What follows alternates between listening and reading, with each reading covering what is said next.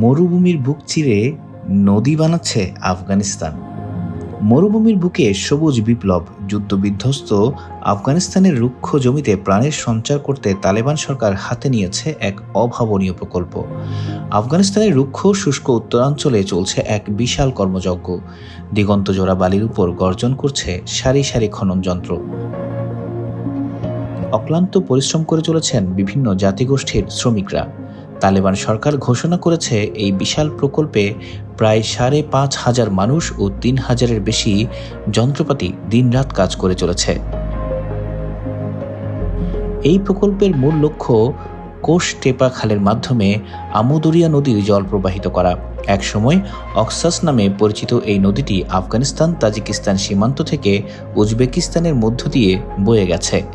তালেবান সরকারের আশা, এই প্রকল্পের মাধ্যমে ৫.৫ লাখ হেক্টর মরুভূমি সবুজ কৃষি জমিতে পরিণত হবে। প্রচণ্ড দুঃসময়ের মধ্যে থাকা আফগানিস্তানে এই প্রকল্পটি তালেবানের প্রশাসনিক সক্ষমতার এক বড় পরীক্ষা।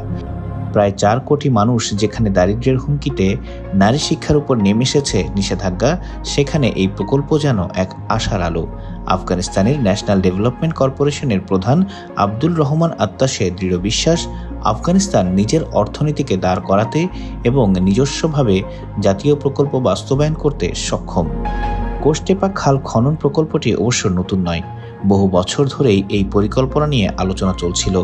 পশ্চিমা সমর্থিত সাবেক আফগান সরকারের অধীনে এর সম্ভাব্যতা যাচাইও করা হয়েছিল।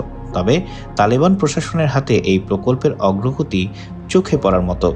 স্যাটেলাইট চিত্র বলছে, গত ১০ মাসে ১০০ কিলোমিটারের বেশি খাল খনন করা হয়েছে।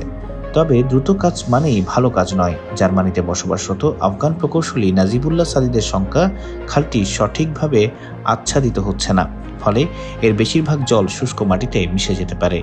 তাছাড়া খাল তৈরির পর সেতু ও কালভার্ট নির্মাণের মতো জটিল কাজগুলো তালেবানের পক্ষে করা সম্ভব কিনা তা নিয়েও প্রশ্ন রয়েছে। তার মতে, তালেবান তাড়াহুড়ো করছে, যা ভবিষ্যতের সমস্যার কারণ হতে পারে। এই প্রকল্পের জন্য অর্থের যোগানো একটি বড় চ্যালেঞ্জ। আফগানিস্তানের অর্থ মন্ত্রণালয় বলছে, তারা দেশীয় রাজস্ব থেকে অর্থ জোগাড় করবে। কর পরিহার ও দুর্নীতির বিরুদ্ধে কঠোর অবস্থানে তালেবান সরকারের আয় কিছুটা বাড়লেও বিদেশি সাহায্য ছাড়া এত বড় প্রকল্প চালানো কঠিন। পরিকল্পিত ২৮৫ কিলোমিটার দৈর্ঘ্যের প্রকল্পটির প্রথম ১০০ কিলোমিটারের জন্য ৮২০ কোটি আফগানি ব্যয় ধরা হয়েছে, যা প্রায় ৯ কোটি ১০ লাখ মার্কিন ডলারের সমান। ২০২২ সালের প্রথম ৮ মাসে আফগানিস্তানের অভ্যন্তরীণ রাজস্ব আয়ের প্রায় ৮% এই ব্যয়। আরেকটি বড় সমস্যা হলো, এই খাল আঞ্চলিক বিবাদ বাড়িয়ে দিতে পারে। উজবেকিস্তানের সীমান্তের কাছে আমুদরিয়া নদী থেকে জল সরানোর ফলে উজবেকরা তাদের প্রধান অর্থকরী ফসল তুলার ক্ষেতে সেচের জন্য জল সংকটে পড়তে পারে। তাছাড়া আফগানিস্তান তার বেশিরভাগ বিদ্যুৎ আমদানি করে উজবেকিস্তান থেকে। সম্প্রতি কাবুলে বিদ্যুৎ সংকট দেখা দিয়েছে। উজবেকিস্তান রপ্তানি কমিয়ে নিজেদের ঘাটতি পূরণ করছে, ফলে পানির সমস্যা দুই দেশের সম্পর্ক আরও খারাপ করতে পারে।